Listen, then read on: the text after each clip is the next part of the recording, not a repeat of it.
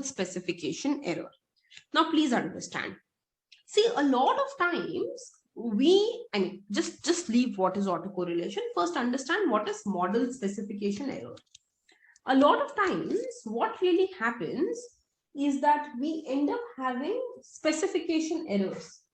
These specification errors arise because we build a model which is a wrong model, and something that I will do in my next chapter. When do I build a wrong model? I can build a wrong model due to various reasons. One reason can be wrong functional form. So for example, I should have gone ahead and made a log model, but I made a linear model. Or I should have made some other model. Maybe I should have, constructed a reciprocal model, but I created a lin-log model. So, I did not make the right model. I made some functional error in this model.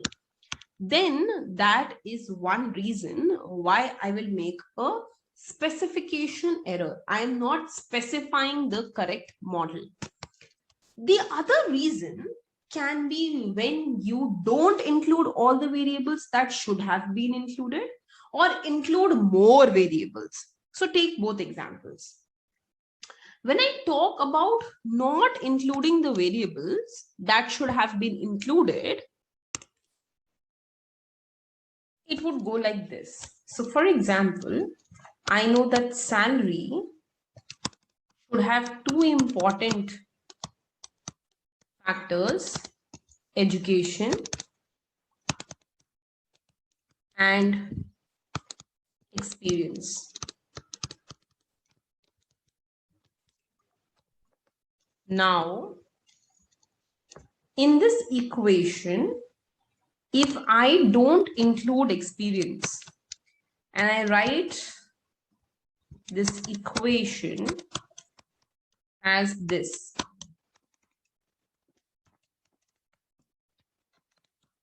then in that case, because experience is not included, this experience really becomes part of my error term. Obviously, all things that are not accounted for are part of your error term. So an important factor goes in the error term, right? Now think about this. Error term actually includes the role of experience, and we know as experience increases, salary increases. So the errors become correlated with each other because different error terms with different experience will show different patterns in salary, right? So there will be some correlation between experience and salary, and hence errors in salaries, and hence different errors. So this specification bias has actually led to, the model having auto correlation.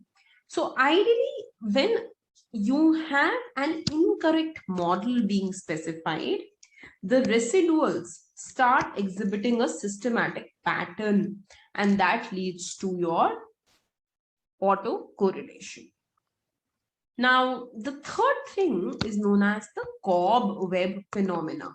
What is the Cob Web Phenomena? A Cob Web Phenomena, see, what is a Cob Web? Something like this, right? So Cob Web Phenomena is when, usually in the agricultural sector, when the supply of many agricultural commodities affect in the Cob Web Phenomena. So what is this actually? Supposedly, you supply a certain quantity T in period T equal to 1. Supposedly, I supply S1 in T1 and the demand is D1. Let's say that the supply is more than demand, so you had excess supply of the good. Now, in period 2, whenever you will do production, you will go ahead and slowly produce lesser this time, because you knew that the last time you had excess supply, so you will reduce your production. Now, next period also, it may be the case that the demand can be less or the demand can be more. Suppose in the next period, the demand is more than supply. So you had excess demand.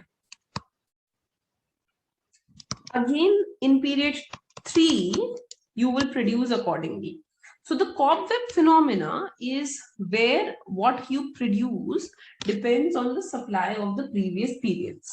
Similarly, it can also depend on the prices. If you're expecting the prices to increase, you will supply more. If you're expecting the prices to decrease, you will supply less. So the supply can react to prices also, but with a lag of one period. If I went to the market as a producer and I realized, okay, the price of the commodities have increased, I cannot produce immediately, right? I can only increase my supply for the next period. So next period's supply will take into consideration what happened to prices in the period before, again leading to a Cob Web phenomena. So something like this. This year's supply is affected by the price that was there in the previous period. This again relates to the problem of autocorrelation because your values are getting correlated with each other. Okay. Now, if farmers overproduce in period T, they are likely to underproduce in period T minus 1 because they already will have some inventory from the last year, some production from the last year. So they will underproduce this time, again leading to Cob Web phenomena. Another reason is your data manipulation. What is data manipulation? A lot of times we go ahead and we manipulate the data. For example, a lot of times in the time series in analysis, we have quarterly data, but we want monthly data. So divide it. Or we have monthly data, but we want quarterly data. So we add the monthly data, average their values and get the quarterly values. So for example, I have data of Jan, Feb, March, but I need them as one quarter. I will add all their values, divide by the number of days, get an average value and say that this is the value of quarter 1. Similarly, get quarter 2, quarter 3, quarter 4. When I do that, again, this process of smoothing means getting data being manipulated and getting the better form of the data. This process of smoothing, it can lead to autocorrelation because it can lead to some pattern being formed, some systematic pattern being formed.